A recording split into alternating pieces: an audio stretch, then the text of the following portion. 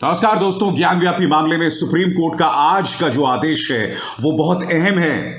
Supreme court bar बार मरहम की बात कर रहा है, हीलिंग टच की बात कर रहा है और आपको समझना पड़ेगा क्यों दोस्तों। क्योंकि सुप्रीम कोर्ट भी इस बात को समझ रहा है कि मामले को भड़काने का प्रयास किया जा रहा है, जमीन पर ऐसा माहौल पैदा करने की कोशिश की जा रही है ताकि यह मामला भड़क जाए। इसलिए सुप्रीम कोर्ट सबको सतर्क रहने की बात कह रहा है और बार बार हीलिंग टच का जिक्र कर रहा है। मैं आपको एक एक करके आदेश क्या आया है और उसके मायने क्या हैं बहुत ही विस्तार में बताने वाला हूं। आपको ध्यान से मेरे इस कार्यक्रम पर गौर करना पड़ेगा। सबसे पहले जो चार अहम बिंदु हैं इस आदेश के, एक एक करके आपके स्क्रीन पर आ रहे हैं।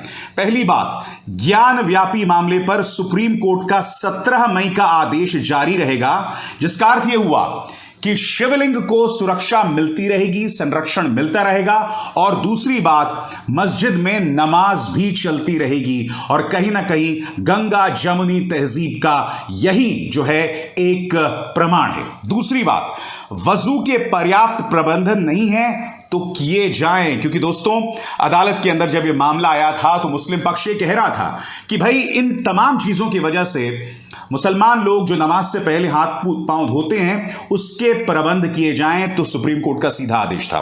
तीसरी बात, मामले की सुनवाई जिला जज करेंगे। दोस्तों यह अपने आप में बहुत अहम आदेश है। इस वक्त बनारस में जो जज इसकी सुनवाई कर रहे हैं, अदालत ने कहा कि इस मामले को और भी सीनियर जज के पास जाने की जरूरत है। और इस पर क्या हुआ कि जो सरकार की तरफ से थे या हिंदू पक्ष की तरफ से, उन्होंने कहा कि क्या आप इसके जरिए बनारस के मौजूदा जज पर सवाल उठा रहे हैं? तो उन्होंने कहा नहीं, इसके लिए हमें कहीं ज्यादा तजुर्बेकार जज चाहिए। यह भी अपने आप में बहुत मायने रखता है, क्योंकि आपको दो तीन चीजें याद करनी पड़ेंगी। जब यह मामला शुरू हुआ था तो बनारस की अदालत के जज ने कहा था कि आज जब मैं फैसला सुना रहा हूं तो मेरी मां और मेरी पत्नी को ऐसा लगता है कि मेरी जान को खतरा है। और जज साहब ने बिल्कुल नहीं बताया था कि ये जान को खतरा उनको कहां से मिल रहा है। यही बात नहीं, उन्होंने जैसे ही हिंदू पक्ष के वकील ने कहा कि हमें वहां पर शिवलिंग मिला है, उसके तुरंत बाद उन्होंने सील करने के आदेश दे दिए थे। इसके अलावा दोस्तों जो चौथी और अहम बात यह कि अगली सुनवाई जुलाई के दूसरे हफ्ते में जारी रहेगी, यानी कि अब जो है जुलाई के दूसरे हफ्ते में जारी रहेगी, क्योंकि इस वक्त वेकेशन चल रहा है, अवकाश चलेगा, मामला जो है जारी रहेगी। और सबसे बड़ी बात जो आपके स्क्रीन पर आ रही है, सुप्रीम कोर्ट सर्वे के कमिश्नर अजय मिश्रा से नाराज दिखे। सुनवाई के दौरान सुप्रीम कोर्ट ने ज्ञान व्यापी सर्वे रिपोर्ट पर सवाल उठाए और कहा इस तरह की कमीशन रिपोर्ट कोर्ट में दाखिल होनी चाहिए। सुप्रीम कोर्ट ने कहा कि चुनिंदा लीक बंद होने चाहिए।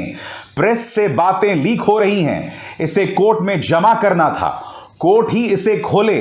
हमें जमीन पर संतुलन और शांति की भावना की जरूरत है।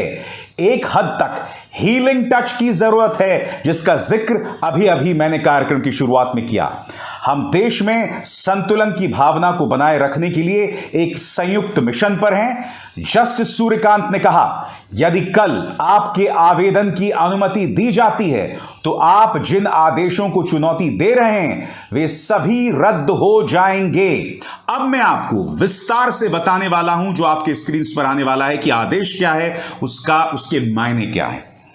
ज्ञान व्यापी मामले में ट्रायल कोर्ट में सुनवाई जारी रहेगी। सुप्रीम कोर्ट ने मामला जिला जज को ट्रांसफर कर दिया है।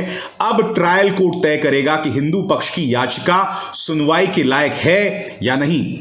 जुलाई के दूसरे हफ्ते में सुप्रीम कोर्ट अब इस मामले की सुनवाई करेगा। इसके साथ ही सुप्रीम कोर्ट का शिवलिंग क्षेत्र को सुरक्षित करने और मुसलमानों को नमाज से न रोकने का 17 मई का अंतरिम आदेश जारी रहेगा।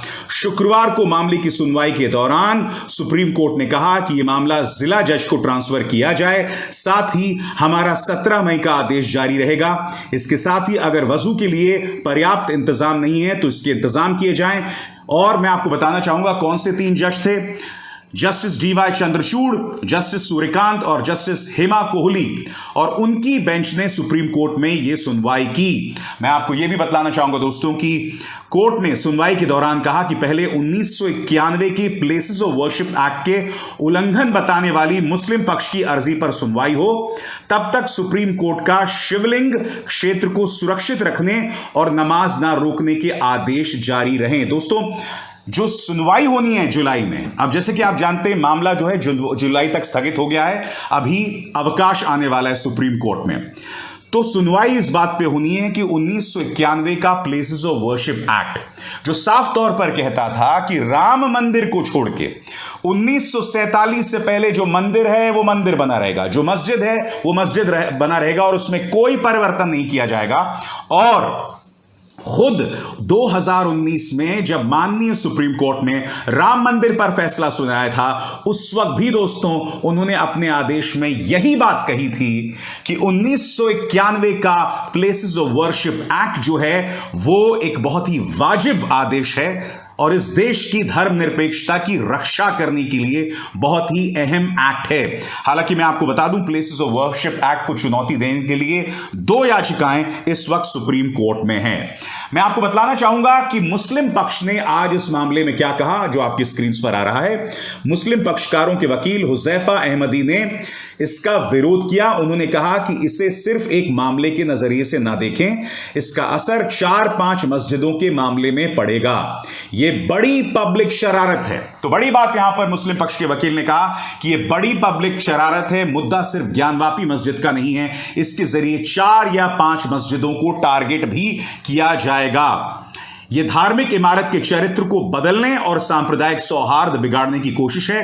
उन्होंने कहा कि अब तक जो भी आदेश ट्रायल कोर्ट द्वारा दिए गए हैं वो माहौल खराब कर सकते हैं। इस पूरे मामले को ट्रायल कोर्ट से अब बड़े कोर्ट में यानी कि जिला जज में ट्रांसफर किया गया है और उसकी वजह मैं आपको बता चुका हूं। दोस्तों, अब आपको समझना पड़ेगा कि सुप्रीम कोर्ट ने यह आदेश दिया क्यों, उन्होंने बड़े जज को क्यों यह मामला ट्रांसफर किया और इसको लेकर सुप्रीम कोर्ट ने अपनी मंशा शुरू में ही जतला दी थी। उन्होंने 3 कारण बताए थे कि आखिर क्यों वो इस मामले को बड़े कोर्ट में जो है ट्रांसफर कर रहे हैं, एक एक करके आपके स्क्रीन पर।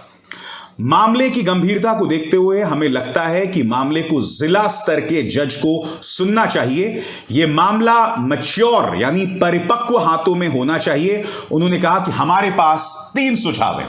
अब वो 3 सुझाव क्या हैं आपके स्क्रीन पर आने वाले हैं। पहला, ट्रायल कोर्ट के सामने लंबित आवेदन पर हम कह सकते हैं कि निचली अदालत उस आवेदन का निपटारा कर सकती है, हम मामले के गुण दोष पर टिप्पणी नहीं करेंगे। दूसरा, हमने एक अंतरिम आदेश पारित किया था जो ट्रायल कोर्ट के तहत जारी रह सकता है, उस आवेदन का निपटारा करता है। तीसरी और अहम बात, यह जटिल और संवेदनशील मामला है। हम सोचते हैं कि मुकदमे की सुनवाई ट्रायल जज के बजाय जिला जज द्वारा की जानी चाहिए, क्योंकि बेहतर है अगर यह एक अनुभवी जज मामले को सुने। दोस्तों, आप जानते हैं मैंने पहले भी कहा था कि ज्ञान व्यापी परिसर में जो धार्मिक स्ट्रक्चर है वो शिवलिंग है या फव्वारा है, इसका फैसला अदालत को करना है। यह फैसला अदालत करेगी।